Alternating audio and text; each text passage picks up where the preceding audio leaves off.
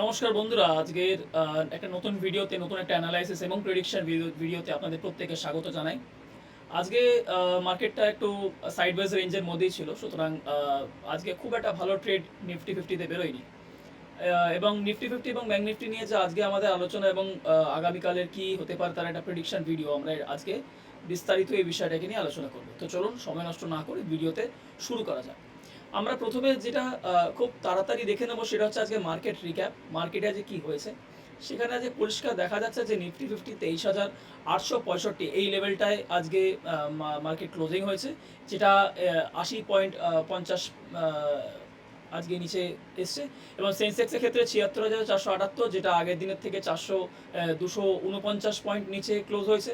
Bank নিফটির ক্ষেত্রে যদি আমরা দেখি তাহলে 57,542, যেটা আগের দিনের থেকে 184 পয়েন্ট প্রায় নিচে ক্লোজ হয়েছে। শুধু পজিটিভ ছিল মিড ক্যাপ নিফটি, যা 14,426, যা আগের দিনের থেকে 98 পয়েন্ট বেশি। এবং এই যে বিষয়গুলো সেগুলো কিন্তু আজকে বিশদ একটা এফেক্ট ফেলেছে মার্কেটে। এছাড়া যদি ফিন নিফটি নিয়ে আমরা আলোচনা করি তাহলে ফিন নিফটিতে 26,554, যেটা আগের দিনের থেকে 43 পয়েন্ট নিচে ক্লোজ হয়েছে। এবার যেটা আমরা আজকে দেখবো সব থেকে বেশি ট্রেডেড কোন স্টকগুলো হয়েছে সেটা হচ্ছে আজকে স্যাকসফট বলে একটা কোম্পানি আছে, যেটা 12% প্রায় ওপরের দিকে আজকে গেছে। ওলা ইলেকট্রিকের মধ্যে আজকে ভালো ট্রেডিং দেখা গেছে 8%-এর ওপরে। এবং ইনফোসিস আজকে কিন্তু আইটি কিন্তু বড় একটা প্রবলেমেটিক করেছে আজকে। ইনফ্যাক্ট টিসিএস এবং ইনফোসিস এই দুটোই কোম্পানি কিন্তু আজকে প্রায় 3-3.5%-এর কাছাকাছি কিন্তু ক্র্যাশ করেছে। এর একটা বিগত কিছু দিন ধরে কিছু মাস ধরে আইটিতে রীতিমতনই পড়ছে, এবং আজকেও কিন্তু আইটির মধ্যে একটা বড় নিচের দিকে ডাউন সাইড কিন্তু দেখা গেছে। এটা একটা আইটিতে কিছু দিন যাবৎ কিন্তু খেয়াল করা যাচ্ছে যে একটা নেগেটিভ ইম্প্যাক্ট পড়ছে। আচ্ছা, এছাড়া যদি আজকে আমরা খুব ঝটপট দেখে নিই যে কোন কোন সেক্টর আজকে বেশি উপরের দিকে ছিল, সেক্ষেত্রে দেখবেন জুয়েলারি আজকে উপরের দিকে ছিল, ডিস্ট্রিবিউশন আজকে উপরের দিকে ছিল, এবং টায়ার সেক্টর কিন্তু আজকে উপরের দিকে ছিল। কিন্তু পেইন্টস, ফুটওয়্যার এবং ইনফরমেশন টেকনোলজি মানে আইটি যাকে আমরা বলি সেটা কিন্তু নেগেটিভ নিচের দিকে ছিল।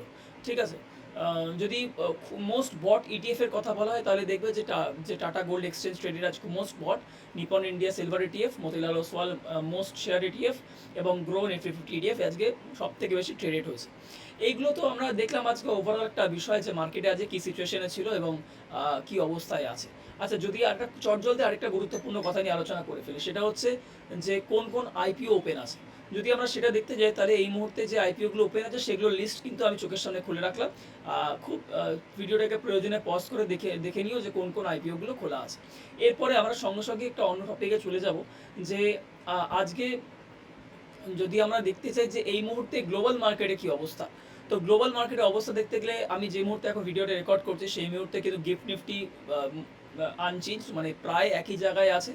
সুতরাং কোনো এখান থেকে কোনো পজিটিভ বা নেগেটিভ কোনো বড় মুভ দেখা যাচ্ছে না। যদি ডাও জোন্স ইন্ডাস্ট্রিয়াল অ্যাভারেজের কথা বলি তাহলে সেটাও একটা ফ্ল্যাট, বেশি কোনো মুভ নেই।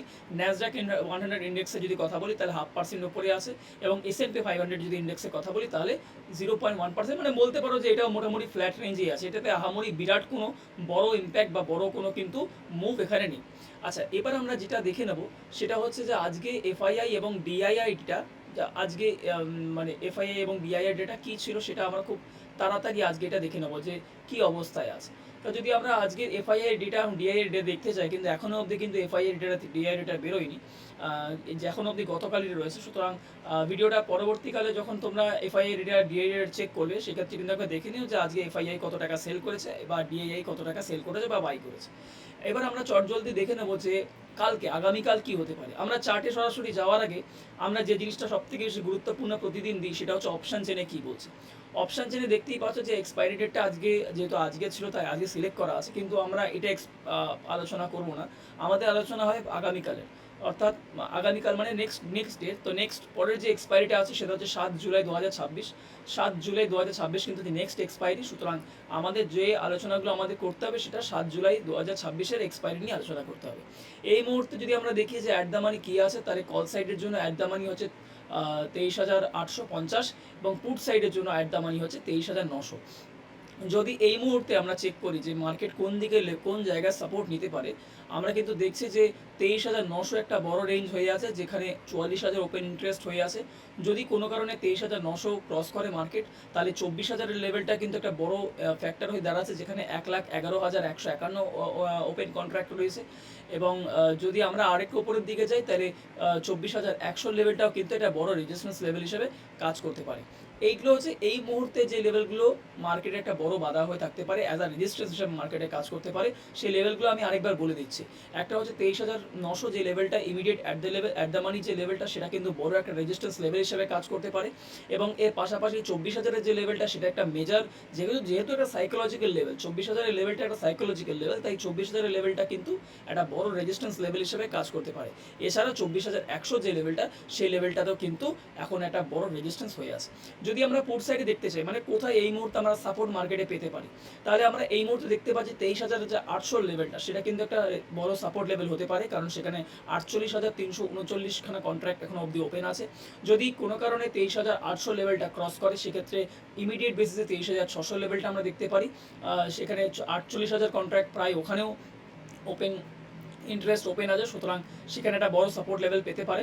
এবং সব একটা রাউন্ড ফিগার, মানে সবসময় থাকে যে 500 লেভেল বা রাউন্ড ফিগারের লেভেলগুলো একটা এমনি সাইকোলজিক্যাল লেভেল থাকে। সেক্ষেত্রে 23,500 যে লেভেলটা, সেখানে কিন্তু 65,000 ওপেন কন্ট্রাক্ট আছে, অর্থাৎ 23,500 লেভেলটা কিন্তু একটা বড় সাইকোলজিক্যাল লেভেল হতে পারে। যদি আমরা এটা তো নিফটির ক্ষেত্রে দেখলাম, যদি আমরা ব্যাংক নিফটির ক্ষেত্রে দেখতে চাই, তাহলে আমরা ব্যাংক নিফটির আলোচনাটা একবার করে নেব। ব্যাংক নিফটির ক্ষেত্রে কিন্তু হচ্ছে অ্যাট দ্য মানি, আচ্ছা আমরা প্রথমে কন্ট্রাক্টটাকে দেখে নিই। এটা ব্যাংক নিফটি কন্ট্রাক্ট কিন্তু যেটা আলোচনা হবে, যেহেতু ব্যাংক নিফটি মান্থলি কন্ট্রাক্টে হয়, ওখানে উইকলি কোনো এক্সপায়ারি নেই, তাই ব্যাংক নিফটি কন্ট্রাক্টটা কিন্তু আমরা নেক্সট যে এক্সপায়ারি, সেটা হচ্ছে 28 জুলাই 2026, এই লেভেলটায় হবে। সুতরাং এক্ষেত্রে যে অ্যাট দ্য মানি এই মুহূর্তে দাঁড়াচ্ছে, সেটা হচ্ছে কল সাইডের ক্ষেত্রে 57,600 এবং পুট সাইডের ক্ষেত্রে 57,500। এই এই সরি, আমি একটু অপোজিট বললাম, কল সাইডের ক্ষেত্রে 57,500 এবং পুট সাইডের ক্ষেত্রে 57,600।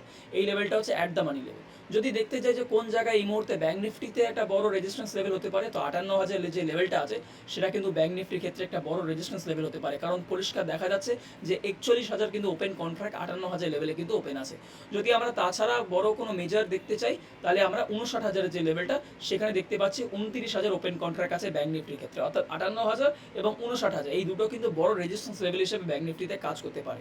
যদি পুট সাইডের দিকে দেখি যে মার্কেট কোথায় নিচের দিকে সাপোর্ট নিতে পারে, তাহলে আমরা দেখতে পাচ্ছি ইমিডিয়েট বেসিসে 57,000 লেভেলটা কিন্তু একটা বড় সাইকোলজিক্যাল লেভেল। এমনি রাউন্ড ফিগার, রাউন্ড নাম্বারগুলো এমনি সাইকোলজিক্যালি ওখানে সাপোর্ট বা রেজিস্ট্যান্স হিসেবে কাজ করে।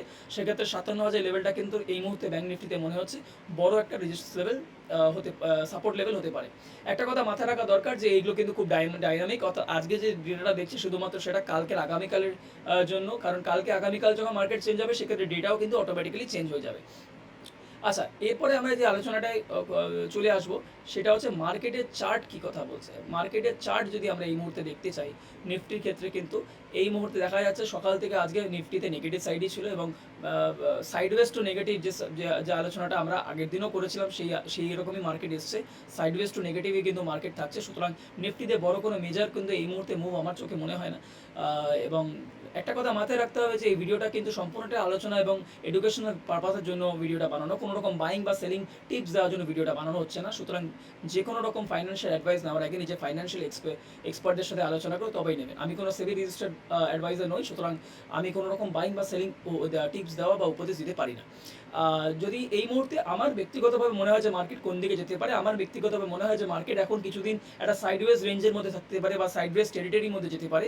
এখান থেকে বড় ইমিডিয়েট বেসিসে কোনো বড় মুভ হওয়া কিন্তু এই মুহূর্তে আমার মনে হয় যে কিছুটা টাইম হয়তো মার্কেট নেবে ইমিডিয়েট বেসিসে কোনো বড় সাইডে যাওয়ার জন্য। কিন্তু সাইডওয়েজ টু বুলিশ, এই ওপিনিয়নটা হয়তো আমার এই মুহূর্তে নিফটির ক্ষেত্রে লাগছে। যদি আমরা ব্যাংক নিফটির আলোচনা করি যে ব্যাংক নিফটিতে কী এফেক্ট আছে, ব্যাংক নিফটি তো সেম এই মুহূর্তে, কারণ ব্যাংক নিফটি এখান থেকে উপরে যাওয়ার ট্রাই করেছিল, কিন্তু ব্যাংক নিফটিও আজকে খুব একটা উপরে যেতে পারেনি, নিচের দিকে ব্যাংক নিফটি চলে এসেছে এবং ক্লোজিংও আজকে at the end of the day নিচের দিকেই দিয়েছে। সুতরাং ব্যাংক নিফটির ক্ষেত্রেও কিন্তু এই মুহূর্তে আমার মনে হয় যে সাইডওয়েজ টু বুলিশ মেবি এই রেঞ্জটা ব্যাংক নিফটির ক্ষেত্রে হতে পারে। এখান থেকে সাইড মার্কেট ব্যাংক নিফটি ওপরেও যেতে পারে যদি ব্যাংক নিফটি কোনো কারণে 57,000 মানে 58,000 লেভেলের দিকে যদি ব্যাংক নিফটি ছোটে, 57,800 লেভেলের দিকে যদি ব্যাংক নিফটি ছোটে, সেক্ষেত্রে দেয়ার ইজ আ পসিবিলিটি কি ব্যাংক নিফটি এখান থেকে জাম্প করে উপরের দিকে যেতে পারে। তবে যেহেতু নিফটি এবং ব্যাংক নিফটি পরস্পর একটা প্যারালাল করে চলে, সেক্ষেত্রে নিফটি যদি নেগেটিভ আসে, ব্যাংক নিফটি সেখানে নেগেটিভ হওয়ার প্রবাবিলিটি কিন্তু বেশি থাকে। আরেকটা গুরুত্বপূর্ণ যেটা নিয়ে আমরা আলোচনা করবো সেটা হচ্ছে ইউএস অয়েল। ইউএস অয়েল এই মুহূর্তে যদি আমি দেখি যে ইউএস অয়েল কোন জায়গায় আছে, সেটা হচ্ছে $70.90 এই মুহূর্তে ইউএস অয়েল ট্রেড করছে। তেল কিন্তু খুব গুরুত্বপূর্ণ একটা জিনিস। কিছুদিন আগে 68-এর রেঞ্জে তেল চলে এসেছিল, সেখান থেকে কিন্তু ওপরের দিকে ইউএস অয়েল ছুটছে, ওপরের দিকে যাচ্ছে এবং প্রায় অলমোস্ট 4%-এর র্যালি এই গত 1-2 দিনের মধ্যে কিন্তু ইউএস অয়েল দিয়ে দিয়েছে। এটা একটা বড় জিনিস যেটা তোমাদের সবাইকে খেয়াল করতে হবে।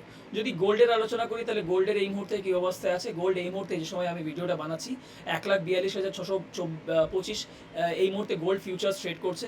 এবং যদি সিলভার ফিউচার্সের কথা বলি, তাহলে 2,27,300 এই মুহূর্তে সিলভার ফিউচার্স ট্রেড করছে। গোল্ড কিন্তু আমার এই মুহূর্তে মনে হয় নেগেটিভ হতে পারে। গোল্ডের এই মুহূর্তে নিচের দিকে যাওয়ার প্রবাবিলিটি বেশি মনে হচ্ছে। এখান থেকে গোল্ড যদি বড় বাউন্স ব্যাক এই মুহূর্তে আমার মনে হয় না যে নিচের দিকে যেতে পারে। তবে যে কোনো অ্যানালাইসিস করার আগে বারবার ধরে ভাবনা চিন্তা করে তারপর অ্যানালাইসিস করবেন, কারণ ফাইন্যান্সিয়াল বিষয়ে, টাকা পয়সার বিষয়, সুতরাং যে কোনো প্রফিট বা লসের জন্য সবসময় যেন নিজেই সেটা অ্যানালাইসিস করে নেওয়া উচিত, যাতে এর পরিণাম যাই হোক না কেন সেটার জন্য মানুষ সবসময় নিজের ওপর রেসপন্সিবিলিটিটা রাখে। আচ্ছা, তো বন্ধুরা, আমরা এই আজকে আলোচনা করে ফেললাম যে ব্যাংক নিফটি এবং গোল্ড, সিলভার তথা ইউএস অয়েল কোন দিকে যেতে পারে। মার্কেটে যদি আগামীকালে আমার মনে হয় যে আগামীকাল কী হতে পারে, আমার মনে হয় যে সাইডওয়েজ টু ডাউন সাইড হতে পারে মার্কেট। এর থেকে বড় কিছু প্রবাবিলিটি এই মুহূর্তে মনে হচ্ছে না। তবে আপনার মতামত কী আছে সেটা নিচে কমেন্ট বক্সে জানান। আপনি কি মনে করছেন? ভিডিওটা যদি হেল্পফুল মনে হয় বা ইনফরমেটিভ যদি মনে হয়, তাহলে এক্ষুনি ভিডিওটা লাইক করুন এবং চ্যানেলটাকে সাবস্ক্রাইব করে না থাকলে চ্যানেলটাকে সাবস্ক্রাইব করুন, যাতে এই ধরনের গুরুত্বপূর্ণ প্রেডিকশন এবং অ্যানালাইসিসের ভিডিও আপনি মিস না করেন। এবং সবার আগে ভিডিওটা পাওয়ার জন্য বেল আইকনটা টিপে রাখবেন, যাতে সবার আগে ভিডিওটা যখনই আমি আপলোড করবো আপনার কাছে পৌঁছে যায়। ভিডিওটা এতক্ষণ অবধি দেখার জন্য খুব ধন্যবাদ। আপনাদের প্রত্যেকের সঙ্গে দেখা হবে আবার একটা নতুন ভিডিওতে। ততক্ষণ সুস্থ থাকবেন, ভালো থাকবেন। Thank you so much guys, thank you.